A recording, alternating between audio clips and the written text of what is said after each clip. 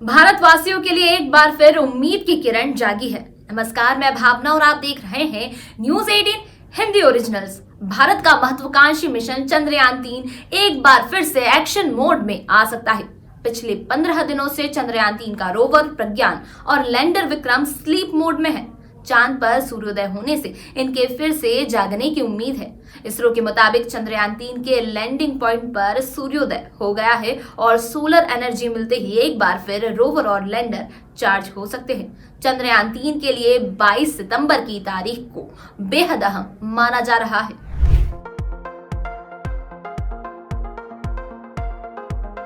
आपको बता दें कि चंद्रमा पर 14 दिनों तक धूप और 14 दिनों तक घना अंधेरा होता है।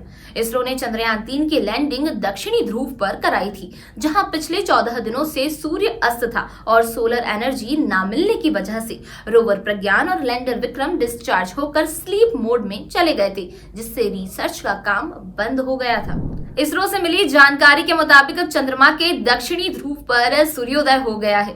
अब चंद्रयान-3 के लैंडिंग पॉइंट यानी कि शिव शक्ति बिंदु पर सूर्य की रोशनी आने का इंतजार है। चूंकि रोवर प्रज्ञान और लैंडर विक्रम सोलर एनर्जी पर बेस्ड है, ऐसे में सूर्य की रोशनी मिलते ही रोवर प्रज्ञान और लैंडर विक्रम चार्ज होकर एक बार फिर से एक्टिव मोड में आ सकते हैं और इसरो दोबारा कम्युनिकेशन साध सकता है। इसरो स्पेस फ्लाइट ने अपने लेटेस्ट ट्वीट में कहा है कि शिव शक्ति बिंदु पर सूर्योदय होने की उम्मीद है और जल्द ही विक्रम और प्रज्ञान को उपयोगी मात्रा में सूर्य का प्रकाश मिलेगा। 22 सितंबर को एक बार फिर इसरो रोवर प्रज्ञान और लैंडर विक्रम के साथ संचार स्थापित करने की कोशिश करेगा। संचार की कोशिश करने से पहले रोवर और लैंडर के एक निश्चित तापमान से ऊपर गर्म होने का इंतजार होगा। आपको बता दें कि भारतीय अंतरिक्ष अनुसंधान संगठन ने 2 सितंबर को जानकारी दी थी कि 22 सितंबर के करीब विक्रम और प्रज्ञान एक बार फिर से एक्टिव हो सकते हैं।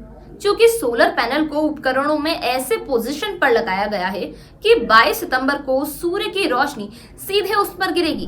अगर इस दिन उपकरणों को भरपूर मात्रा में सोलर एनर्जी मिलती है तो उनके फिर से एक्टिव होने की उम्मीद है।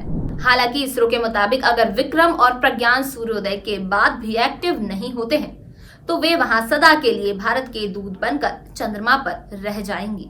इसीलिए 22 सितंबर की तारीख इसरो के वैज्ञानिकों और सभी भारतवासियों के लिए बेहद अहम है। आपको बता दें कि चंद्रयान-3 14 जुलाई 2023 को लॉन्च किया गया था और 23 अगस्त को चंद्रयान-3 की दक्षिणी ध्रुव पर सफल लैंडिंग हुई थी। अब तक चंद्रयान-3 कई महत्वपूर्ण उपलब्धियां हासिल कर चुका है। अगर चंद्रमा पर 14 ठंडी रातों के बाद भी चंद्रयान-3 का रोवर प्रज्ञान और लैंडर विक्रम जीवित रहने में सक्षम होता है तो ये देश और इसरो के इतिहास में एक और बड़ी उपलब्धि साबित होगी। चंद्रयान-3 पर आपकी क्या राय है, हमें कमेंट सेक्शन में जरूर बताएं और ऐसी ही वीडियोस के लिए बने रहिए न्यूज 18 हिंदी ओरिजिनल्स पर।